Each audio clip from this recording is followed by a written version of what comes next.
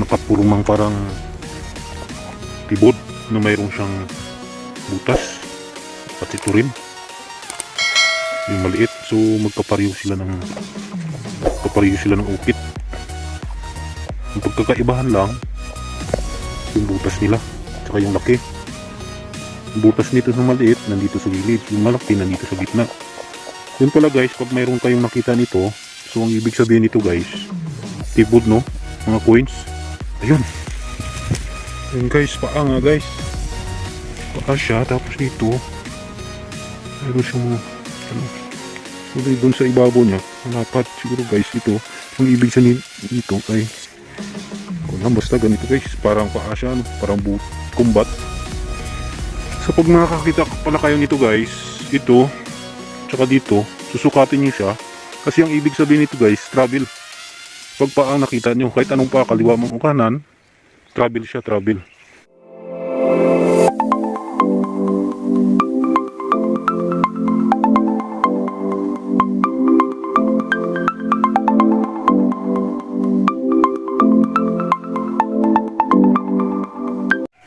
Hello guys, welcome back sa aking channel. Kumusta kayo? So nandito ako ngayon sa bundok ko, no? Bumalik ako. Binalikan ko yung ibang mga sign o marking ng mga Yamashita treasure dito sa bukid. So ito guys, mayroon akong nakitang dalawa. So purumang ano siya, no? Nakapurumang parang tibod na mayroon siyang butas at ito rin yung maliit. So magkapareho sila ng ukit. Yung pagkakaibahan lang yung butas nila saka yung laki. Yung butas nito na maliit nandito sa gilid, yung malaki nandito sa gitna. Yun pala guys, pag mayroon kayong nakita nito, so ang ibig sabihin nito guys, tibod, no, mga coins ang nandyan sa loob kung makakahanap kayo nito. So ang ibig sabihin nito, tibod, ano, nandyan yung coins sa tibod o diamond, either o kung ano ang nilalagay dyan, mga finished product kata mga guys. So guys, pag nakakita kayo nito, huwag nyo muna siyang galawin nyo, no. Hanapin nyo yung pointer na katulad nito. So mag-ikot kayo sa paligid niya kung mayroon siyang tinuturo nito. Kasi ito guys, maaring pointer o maaring point siya na nagtuturo kung saan yung ganitong tibod o deposit ng mga coins. Yan, katulad rin ito. So huwag nyo munang kunin, hanapin nyo muna sa paligid kung mayroon siyang tinuturo na ganito rin, pointer. Kasi ito dalawang ibig sabihin nito guys, pointer at saka load. Ang load nyo, ibig sabihin niya na dito sa loob ng tibod. So yun guys, so bababa tayo guys. Mayroon daw doon na nakita silang stopper, ano, na nahukay nila na mayroong shield. So pupunta tayo doon.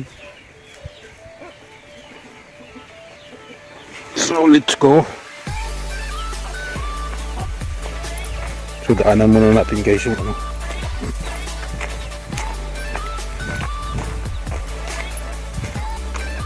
yung ibang sign saka yung pangalawang butas na hinukay nila rito.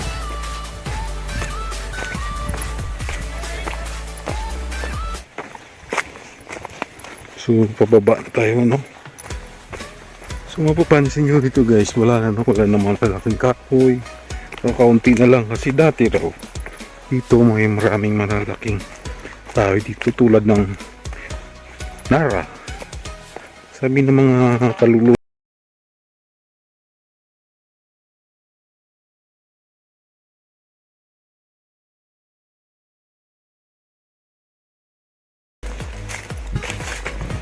Yung iba, sa katagalan, namimili na lang ng mga isda tapos nag-iikot sa mga baybahay at binibinta nila yung mga isda. Hinuhuli nila. So lapit na tayo guys ha. So nandyan sa baba so ito na lang yung mga tanan ng mga tao dito.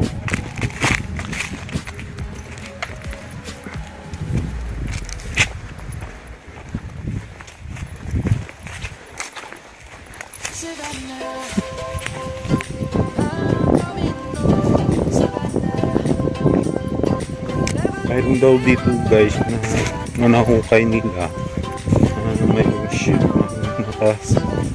ang shield na tumidikit sa simento. Kaya yun ang hanapin natin, tapos yung butas nila, yung hinukayan nila doon.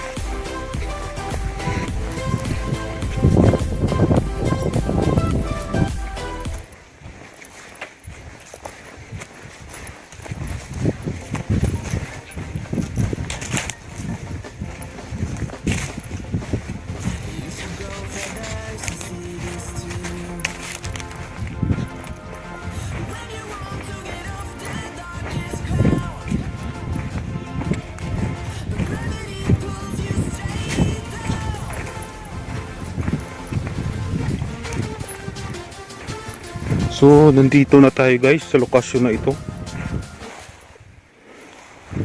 So nandito daw yung butas na kaya nila, tapos yung so hanapin na lang natin. So mainit, sikit ng araw. So bababa tayo dito.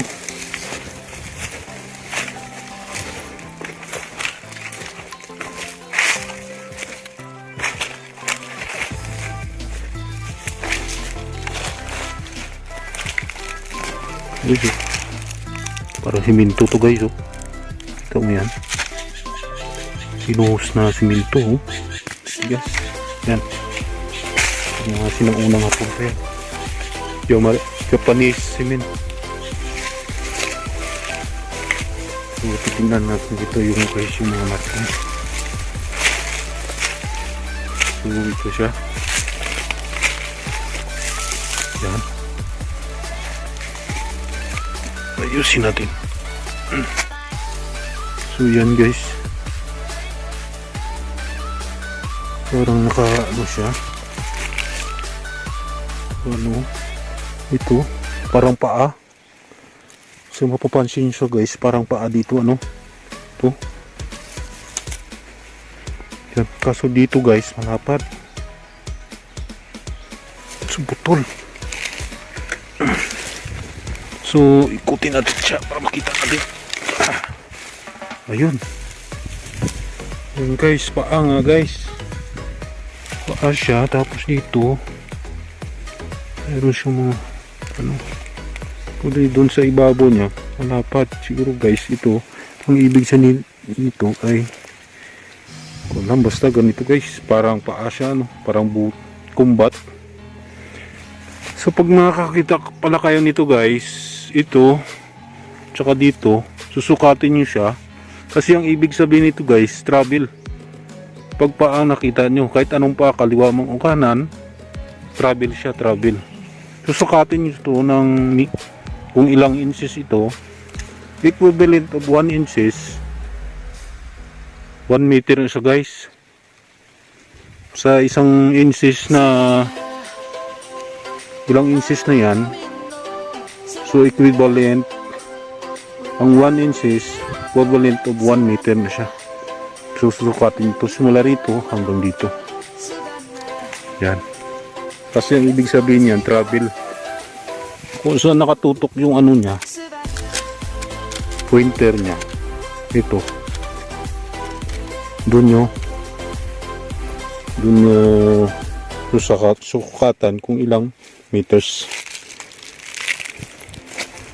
So tingnan pa natin dito guys. So yun,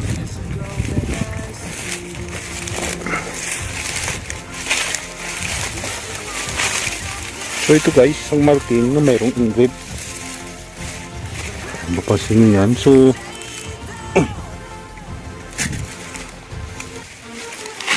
yun, putol siya no guys, no?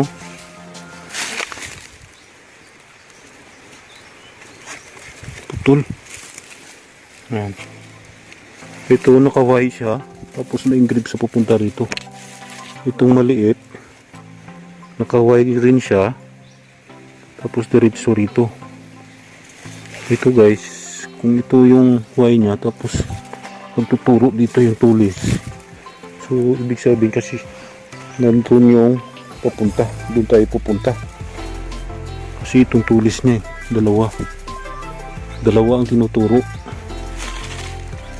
Ito matulis, ito kasi parang nabalik na to.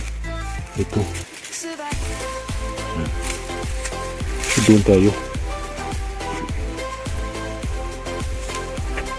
Marking ito guys, matigas to. Parang simento, manipis lang siya, tapos parang nilagay dyan, iniwan parang marking. So titingnan natin itong turo ng ito, matulis guys.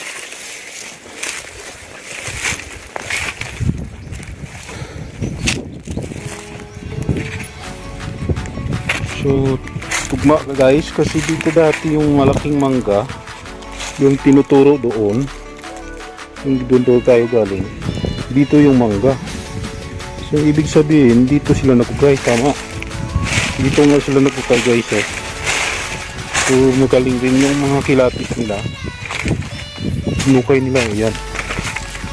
So ang lalim ano, dito daw guys nasa 55 feet ang lalim nito, tapos ang laki ng ano 4-4 size ang kwadrado yung laki ng butas.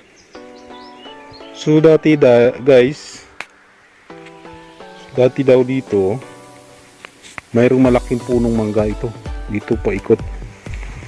Yan. Sa gitna ng mangga, sa ilalim, dyan sila nagukay. Kaya ang puno hanggang dito eh. Yan. Dyan sa ilalim. Tapos yung mangga dito, pinutol nila muna bago sila nagukay. Malaking mangga guys. So tinatawag nila na ano, Centennial tree, yung mga sinaunang kahoy pa na mga tinanim ng mga ano, hapon. So hanapin natin dito guys yung mga nakuha nila dyan sa ilalim.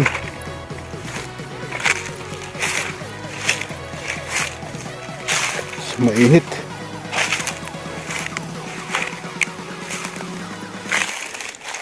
So yun, nalinisan na. Tsaka ito guys,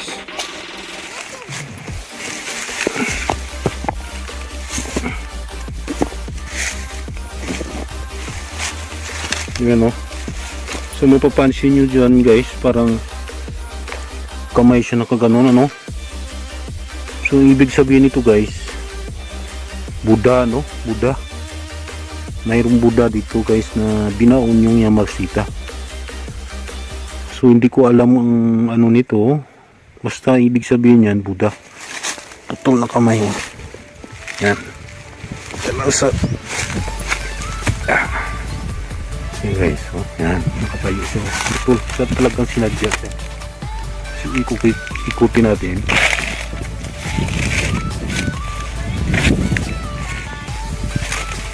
Yun, ganun yung style sa likod. Kariyo lang, pero yung mga ano siya. Ito guys, kamay siya ng nakaganon. Ibig sabihin,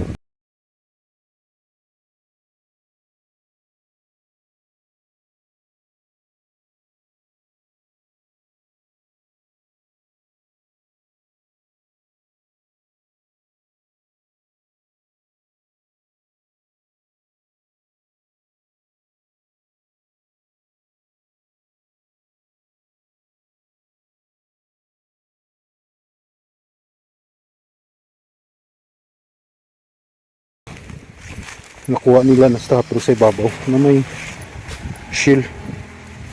So ito siya. So yan. So marami siya guys no.